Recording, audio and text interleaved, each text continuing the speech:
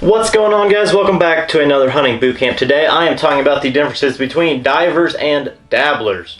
So this will be a continuation of the Duck ID series that I'm doing throughout the summer, so check back for more of those. I already did one, but I'll be doing more in the future as well. This is number 2, I think, for the summer. But the differences between dabblers and divers, let's get into it. So as you can probably tell, the main difference is going to be how they acquire their food. Dabblers, they're going to dabble around for it, kind of filter it out.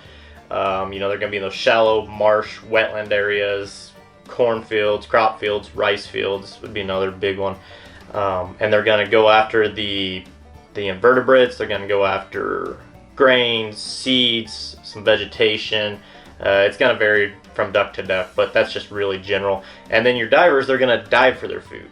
So they're going to be on the big water, big rivers, lakes, estuaries, even around the ocean. Just deep water. They're going to dive for their food. That's where you're going to find them most prevalently. But they're going underwater for aquatic vegetation, maybe some crustaceans or mollusks or other invertebrates, stuff like that. That's going to be, the main part of their diet. So that's kind of the main difference. I guess I hit on 2 of them there. The kind of the location you can expect to see them at. That doesn't mean you can't find them elsewhere, because divers will show up in a flock of mallards in a cornfield every now and then. Whereas, you can find mallards on big water, you can find other ducks on big water as well. So moving on to it, some examples of dabblers would include the mallard, as I previously stated, shoveler, pintail, all the teal species, and widgeon. Those are just a few examples of dabblers. On the other side, you got your divers, you got canvasback, redhead, scaup, we'll throw in bufflehead, goldeneye. There's a couple other ones out there too. But those are just some really kind of more common ones when people think of dabblers versus divers. So moving on, we're going to talk about more of the physiological differences, and keep in mind what I was just talking about with how they acquire their food, because a lot of these have to do with that. That's why they were adapted this way. And the first example of this would be on the feet of the dabblers versus the divers. So the feet on a diver are going to be bigger generally. They're going to be located more towards the rear of the duck's body, whereas the feet on the dabblers are going to be more centralized because they use it more for walking. Another way to tell differences between divers and dabblers are look at how they sit on the water. So a diver is going to appear to sit lower on the water, whereas a dabbler will sit higher. And this is because the divers compress their feathers, because once again, they need to get all the air out they can, so they're not wasting energy when they have to go and get food. So they're diving underwater, they're compressing the air, they're holding their feathers tight against their body, whereas a dabbler, they don't really care. They'll dive a little bit, but they're not diving underwater for their food source, so they can puff them up, they can kind of show them off. So if you're seeing a duck out there far in the water and it's sitting low, probably going to be a diver. Yet another difference is going to be on the wings.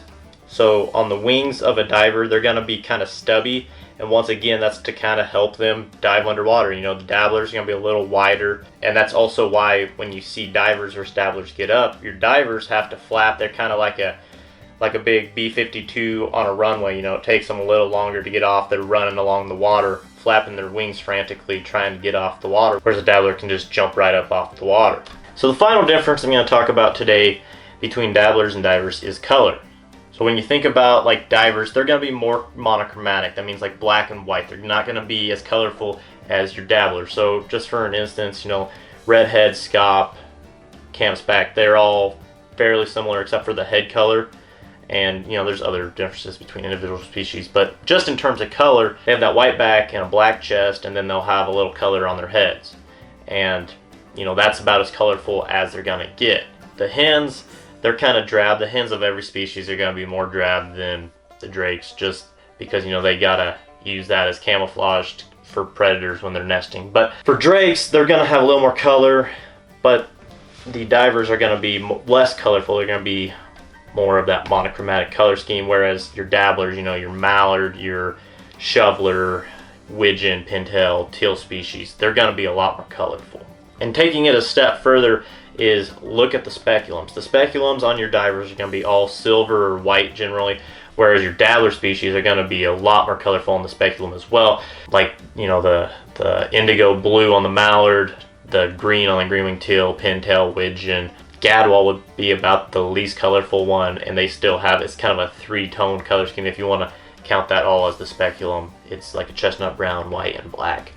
But generally the speculum on the dabblers are going to be a lot more colorful than the divers, as well as the whole body pattern on the dabblers is going to be more colorful than the divers. But that's all I have for you guys today. Thank you so much for watching. Hopefully you enjoyed this video. If you did, be sure to leave me a thumbs up. Always helps me out. Drop a comment. Let me know what your thoughts were. Subscribe if you haven't already, so you can stay up to date with the latest hunting boot camps. These come out every Monday during the off season, as well as more hunting and fishing exploits and cooking videos. I have a freezer full of food that I need to cook, and I'm going to show you how I do it. So stay tuned for all of that, and we'll catch you out there, guys. See ya.